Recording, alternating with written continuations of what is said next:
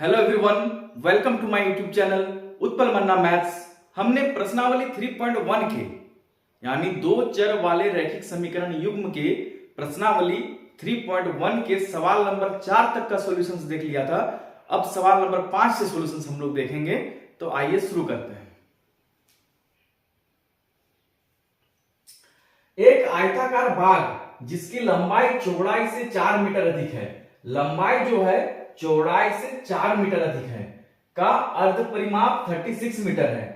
तो एक आयताकार बाग है, एक आयताकार बाग है।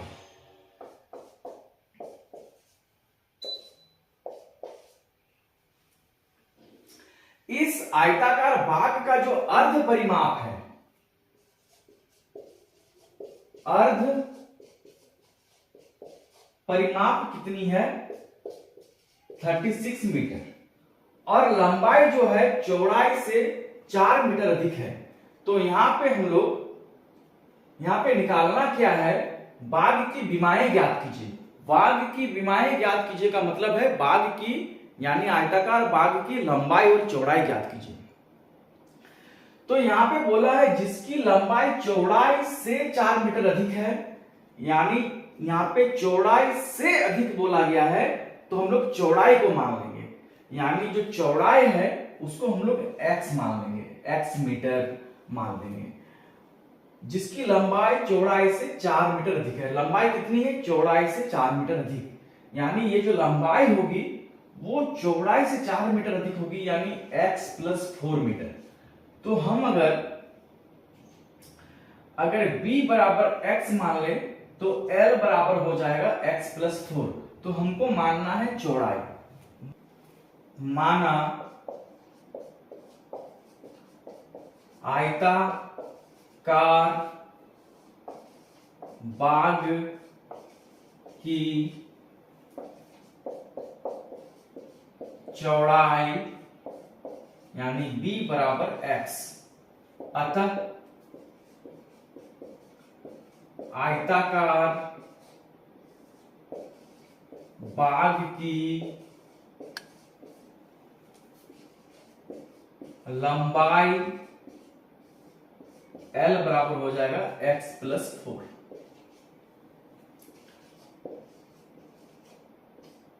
प्रश्न से क्या बोला है कि आयताकार बाग का अर्ध परिमाप 36 मीटर है, यानी अर्ध परिमाप बराबर कितना होता है? परिमाप बराबर क्या होता है? 2 × L + b।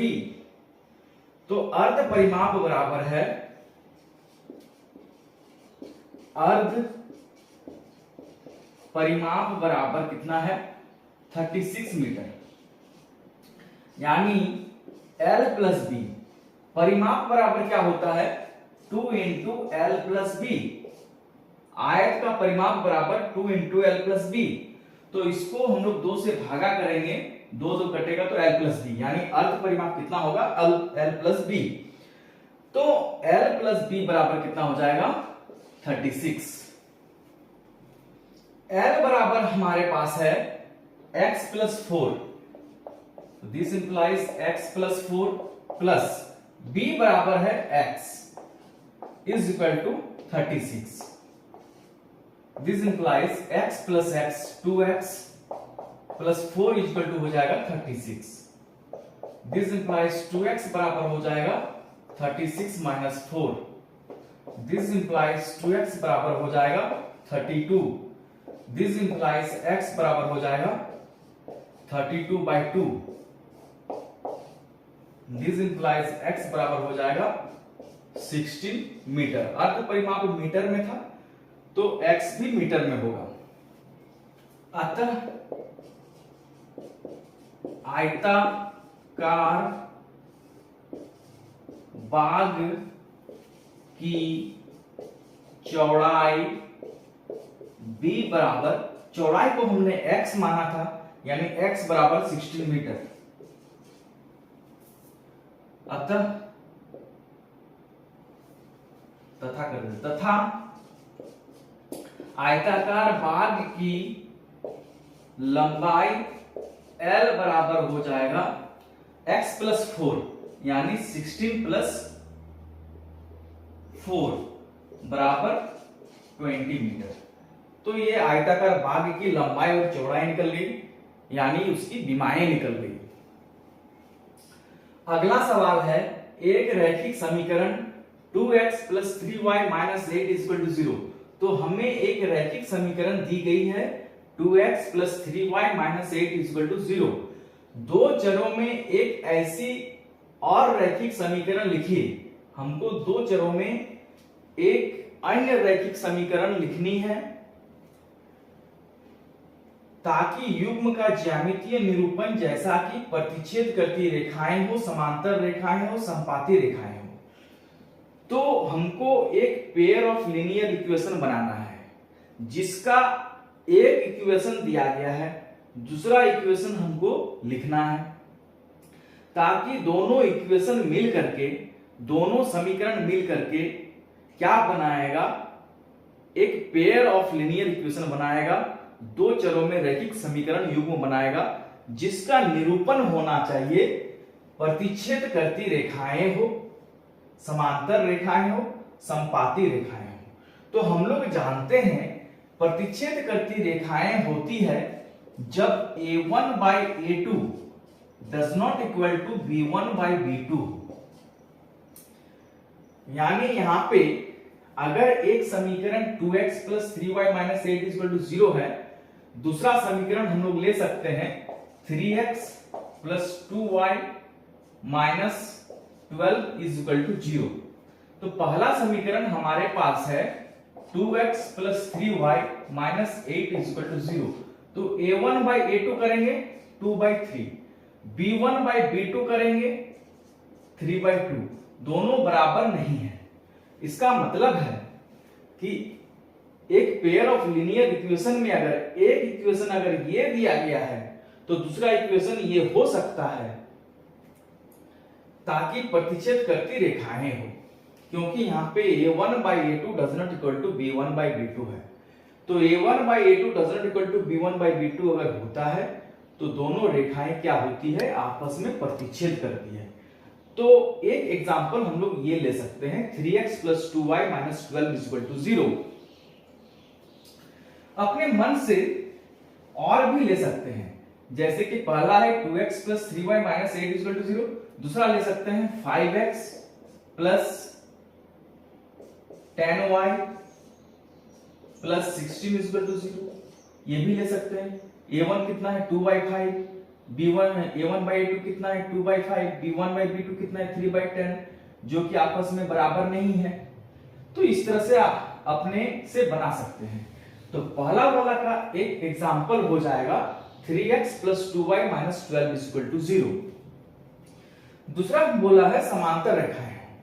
तो समांतर रेखाएं कब होता है, समांतर रेखाएं होता है जब a1 by a2 बराबर हो b1 by b2 के और डज नॉट इक्वल टू हो c1 by c2 के।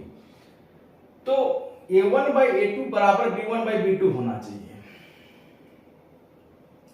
तो यहां पे 2x प्लस 3y माइनस 8 है, तो a1 by a2 कर लेते हैं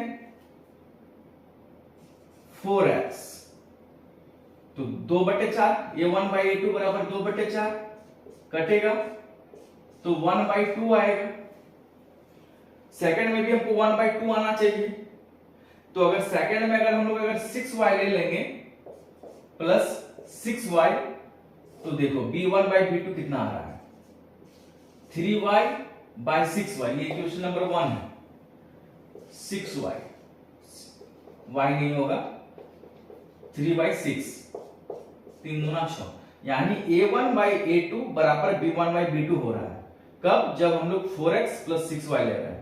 does not equal to c1 by c2। अब ये जो है 1/2 के बराबर नहीं होना चाहिए, यानी 8 बाय अगर हम लोग 50 ले लेते हैं तो ये 1/2 नहीं आ रहा है। तो यहां पे हम लोग प्लस 50 ले सकते हैं इज इक्वल टू 0। तो एक इक्वेशन जो दी गई है 2x plus 3y minus 8 is equal to 0, दूसरा इक्वेशन हो जाएगा 4x plus 6y plus 50 is equal to 0। समांतर रेखाएं हो इसके लिए एक एग्जाम्पल हो जाएगा।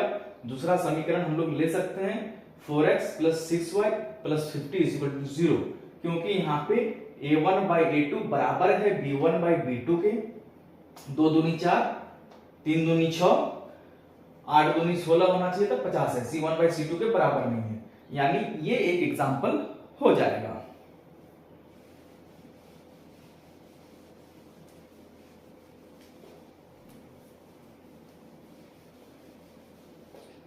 तीसरा है रेखाएं समपाती रेखाएं, यानी a1 बाई a2 बराबर होना चाहिए b1 बाई b2 के बराबर होना चाहिए c1 बाई c2 के।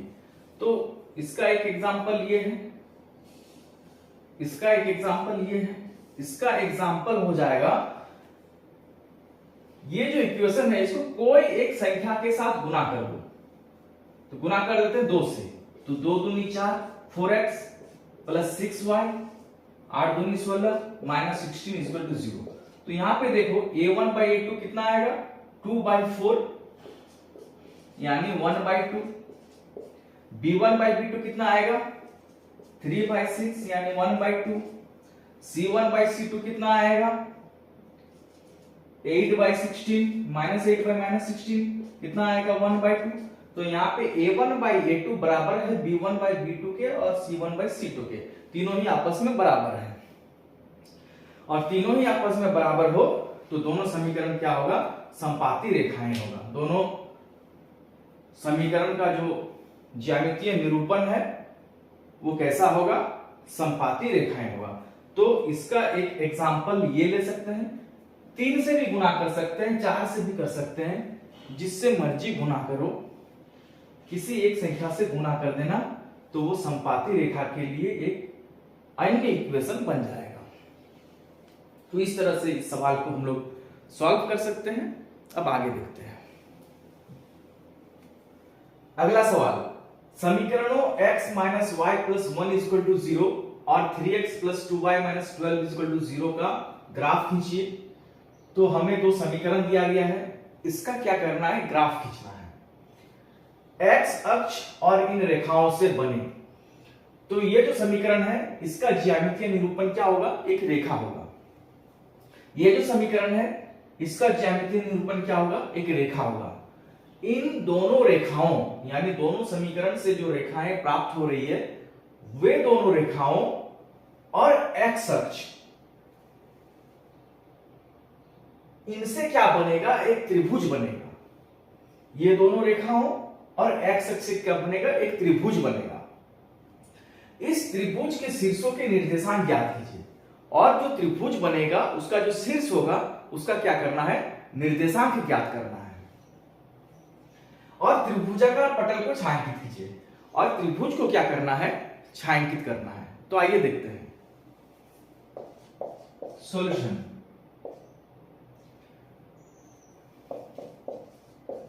दिए गए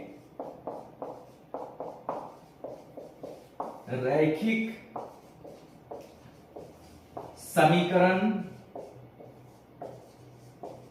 युग्म है, पहला समीकरण है x minus y plus 1 equal to 0, पहला समीकरण 3x plus 2y minus 12 equal to 0, ये दूसरा समीकरण। तो समीकरण 1 से समीकरण 1 है x minus y plus 1 equal to 0। तो इसको इस तरीके से लिख सकते हैं x equal to minus y को राइट साइड लेके जाएंगे प्लस वाई हो जाएगा, और प्लस 1 को राइट साइड लेके जाएंगे तो माइनस 1 हो जाएगा। तो यहां पे एक सारणी बनाएंगे x y। जब y का मान हम लोग 0 पुट करेंगे, तो y का मान जब 0 रखेंगे तो 0 माइनस 1 यानी x इक्वल टू माइनस 1 हो जाएगा। y का मान जब हम लोग 1 रखेंगे तो 1 माइनस 1 इक्वल टू 0 हो जाएगा। तो हमको 2 पॉइंट प्राप्त हुआ। पॉइंट A ले लेते हैं, पहले x का मान माइनस 1 फिर y का मान 0। पॉइंट B पहले x का मान 0 फिर y का मान 1। समीकरण 2 है, समीकरण 2 से 3x plus 2y minus 12 is equal to 0. This implies 3x is equal to minus 12 को राइट साइड लेके जाएंगे प्लस 12 हो जाएगा, प्लस 2y को राइट साइड लेके जाएंगे माइनस 2y हो जाएगा। This implies x is equal to हो जाएगा 12 माइनस 2y बटे 3। इस 3 को राइट साइड लेके आएंगे तो बटा 3 हो जाएगा। एक सारणी बना लेंगे x y। अब यहां पे हम लोग y का मान 0 पुट करते हैं। y का मान जब 0 पुट करेंगे तो हो जाएगा 12 माइनस 2 इंटू 0 बटे 3 is equal to 12 minus 0 by 3 is equal to 12 by 3 कटेगा 4। तो x बराबर कितना आया? 4 आया। y बराबर हम लोग 3 पुट कर लेते हैं तो हो जाएगा 12 माइनस 2 इंटू 3 बटे 3 is equal to 12 minus 6 by 3 is equal to 6 by 3 is equal to 2। तो y बराबर हमने क्या पुट किया था? y बराबर हमने पुट किया था 3। तो x बराबर कितना आया? 2 आया। तो यहां से हमको पॉइंट मिला, पॉइंट C ले लेते हैं। पॉइंट C हो जाएगा, पहले x का मान रखो 4, फिर y का मान रखो 0। पॉइंट D हो जाएगा, पहले x का मान रखो 2, फिर y का मान रखो 3। इन पॉइंट से क्या करना है? ग्राफ खींचना है। ग्राफ खींचने के लिए सबसे पहले हम लोग x एक्सिस और y एक्सिस ड्रॉ करेंगे।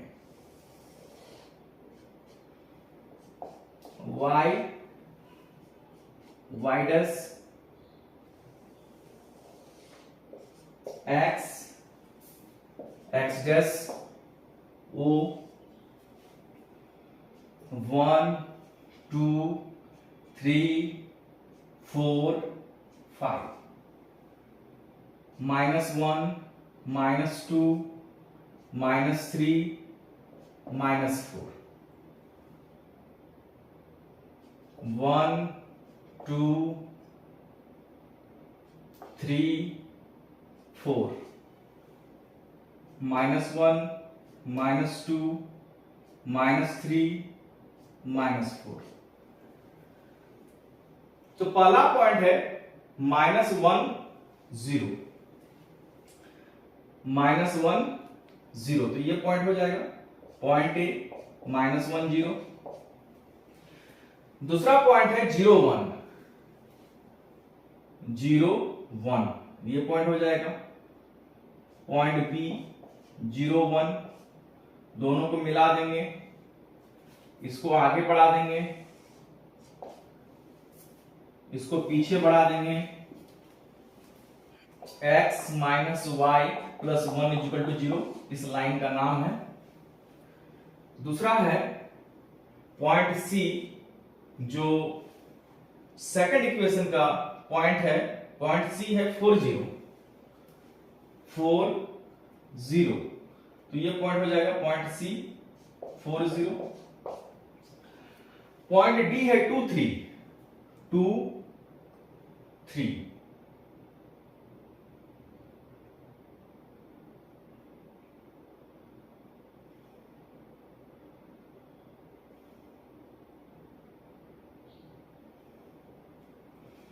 पॉइंट D है 2 3। इन दोनों को मिलाएंगे,